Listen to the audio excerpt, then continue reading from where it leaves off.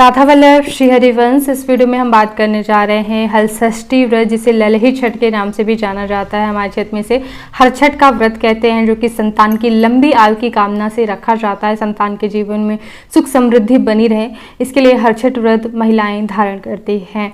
बात करते हैं कि किस दिन रखा जाता है, क्या इसके नियम होते हैं। तो भाद्रपद मास की कृष्ण पक्ष की षष्ठी के दिन जो है इस व्रत को रखा जाता है। इसे बलराम जयंती भी कहते हैं, ठीक है।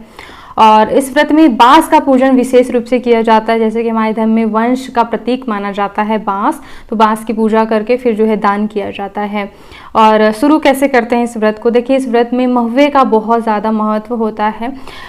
महुआ फल होता है, इतना छोटा छोटा सा होता है, और उस महुए का एक ही फल लेकर के जो है थोड़ा सा सिर में घिस लिया जाता है और बाल धो करके स्नान कर लिया जाता है, ठीक है। और महुए से ही के दातुन से ही जो है मुख शुद्धि करी जाती है। महुए का दातुन अगर नहीं मिल रहा है तो उसी महुए को थोड़ा सा दांत में घिस कर जो है मुख शुद्धि करी जाती है, ठीक है। हर व्रत में, हमारे धर्म में हर व्रत के लिए जो है अलग अलग दातुन बताए गए हैं, ठीक है। तो इस व्रत में भी जो है महुए का दातुन मिल जाए या फिर महुआ मिल जाए।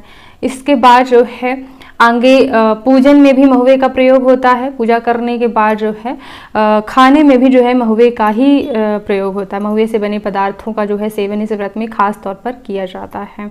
इस व्रत में हल से जोता हुआ कोई भी चीज़ नहीं खाया जाता, जैसे कि जो चीज़ें खेतों में हल से जोत करके उत्पन्न हुई होती हैं वो चीज़ नहीं खाई जाती। जैसे कि नाम से स्पष्ट है हलषष्ठी व्रत, तो इसमें जो है ना तो गाय का दूध पिया जाता है और ना ही हल से जोता हुआ जो उत्पन्न होता है खेतों में वो खाया जाता है।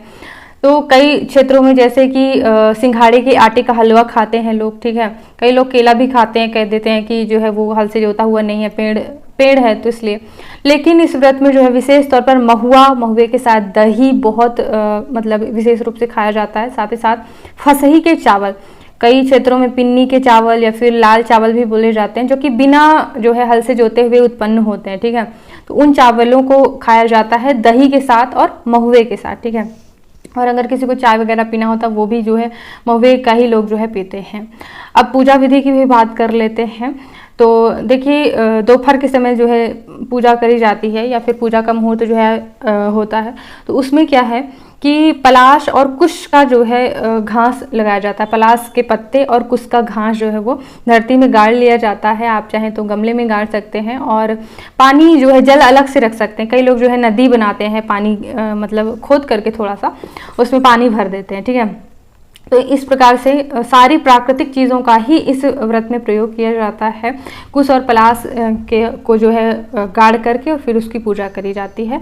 तो उसमें जो है बांस की टोकरी जो आती है, या फिर अगर बांस की छोटी छोटी टोकरी नहीं मिल रही, बड़ी बड़ी जितने भी आपको मिल जाए, ठीक है, तो बांस की टोकरी और उसमें जो है मिट्टी के पात्र रखे जाते हैं छोटे छोटे, जैसे कि उन मिट्टी के पात्रों को हम लोग डबली बोलते हैं, ठीक है, डबुलिया, मतलब छोटा सा मटका समझिए, इतना छोटा सा। तो वो मिट्टी का पात्र रख लिया जाता है बांस की टोकरी में। अगर कोई बांस नहीं खरीद पा रहे हैं, सामर्थ्य नहीं है, तो वो छोटे छोटे बांस के टुकड़े ले लेते हैं, ताज़ा बांस के, और फिर उसके साथ जो है मिट्टी के पात्र स्वयं से बना करके भी पूजा कर लेते हैं। अच्छा, जो मिट्टी का पात्र होता है तो खाली नहीं पूजा जाता है, उसके अंदर सतनजा भरा जाता है, यानी 7 प्रकार का अनाज होता है, उसे भून करके फिर उसमें भरा जाता है। ये बाजार में भी आपको उपलब्ध हो सकता है, और यहाँ पे मैं जो है आपको बता दूंगी, तो वो आप देख लीजिएगा कौन कौन से 7 प्रकार के अनाज होते हैं। उसको जो है उस मिट्टी के पात्र में भरा जाता है, साथ साथ महुआ और दही भी भरा जाता है। कई लोग केवल महुआ और दही उस मिट्टी के पात्र में भरते हैं, और साथ ही साथ पूड़ियाँ भी कई लोग बनाते हैं, ठीक है, आटे की पूड़ियाँ। और जितने बच्चे होते हैं, कई क्षेत्र में क्या होता है कि जैसे किसी के 3 लड़के हैं, तो वो 3 डबली रखेगा, 3 मिट्टी के पात्र जो है वो बांस की टोकरी में रख के पूजती हैं, और उसी तरह से 3 पूड़ियाँ या 4 पूड़ियाँ ऐसे रखते हैं, जितने बच्चे उतने। तो अपने अपने क्षेत्र का रिवाज है, हमारे यहाँ ऐसा नहीं है। हमारे यहाँ जो है ऐसा है कि एक ही मिट्टी का पात्र और मतलब पूड़ियाँ जो है 2-2 रख सकते हैं, ठीक है। और अलग अलग क्षेत्रों में अलग अलग थोड़ी बहुत जो है विधियाँ अलग हो जाती हैं। जैसे कि हमारे ससुराल में जो है स्वयं से ही सभी महिलाएं एकत्रित होकर पूजा कर लेती हैं, लेकिन मेरे मायके में बिना पंडित जी को बुलाए कोई भी पूजा नहीं होती है। चाहे वह हर छठ की हो, हड़तालिका तीज की हो, तो आचार्यों को बुला करके वही कथा भी सुनाते हैं। कथा में ये वर्णन मिलता है कि उत्तरा जो थी उन्होंने ये व्रत किया था, यानी कि अर्जुन की जो बहू थी, ठीक है, तो अर्जुन की जो बहू थी उन्होंने अपने मतलब गर्भ को बचाने के लिए यह व्रत जो है किया था, और फिर जो है उनका गर्भ सुरक्षित रहा था, क्योंकि सत्यभामा ने गर्भ को नष्ट करने की कोशिश करी थी। तो इस तरह से जो है इस व्रत की बड़ी महानता है। इस व्रत में भोजन में क्या ग्रहण किया जाता है और कब खाया जाता है, तो पूजा के बाद जो है और सूर्यास्त से पहले जो है हम लोग भोजन ग्रहण कर लेते हैं। अलग अलग क्षेत्रों के अलग अलग जो है नियम होते हैं। सूर्यास्त से पहले यानी 4-5-6 के बीच या 4-5 के बीच तो भोजन ग्रहण कर सकते हैं। और वही महुआ वगैरह और जो है सिंघाड़े के आटे का भी जो है, जैसे ससुराल में खाते हैं, मायके में नहीं खाते ये सब, लेकिन हाँ भैंस के दूध का ही प्रयोग करना है, चाहे वह पूजा में हो चाहे वह खाने के लिए हो। और साथ ही साथ अक्षत जो प्रयोग किए जाते हैं वो सामान्य तौर पे वो वाले नहीं जो हम चावल खाते हैं वो नहीं, बल्कि फसही के जो चावल होते हैं, पिन्नी की जिनको बोलते हैं, लाल चावल, उन्हीं का प्रयोग जो है किया जाता है पूजा में भी। तो इन बातों का ध्यान रखना है। पूजा पाठ के लिए कहीं ना कहीं एक दूसरे की चर्चा होने लगती है, तो कोई भी व्रत आप गंवाएं नहीं, कोई भी व्रत में मेहनत लगती है, ठीक है। थोड़ी सी भी किसी की निंदा सुन ली या फिर कर ली तो व्रत भंग होता है। व्रत करा ही इसलिए जाता है कि किसी भी प्रकार का हम पाप ना करें। तो अगर आप ऐसी स्थिति में किसी दूसरे की चर्चा करते हैं, बुराई करते हैं, तो व्रत को नुकसान पहुंचता है, ठीक है। तो अपनी मेहनत को बचाइएगा। साथ ही साथ जो है ब्रह्मचर्य व्रत का पूरी तरह से पालन करना होता है। वो एक दिन पहले से ही ब्रह्मचर्य का पालन करना है। और जो है दिन में सोना वर्जित होता है, तो आप सभी दिन में भी ना सोएं, भजन कीर्तन करें।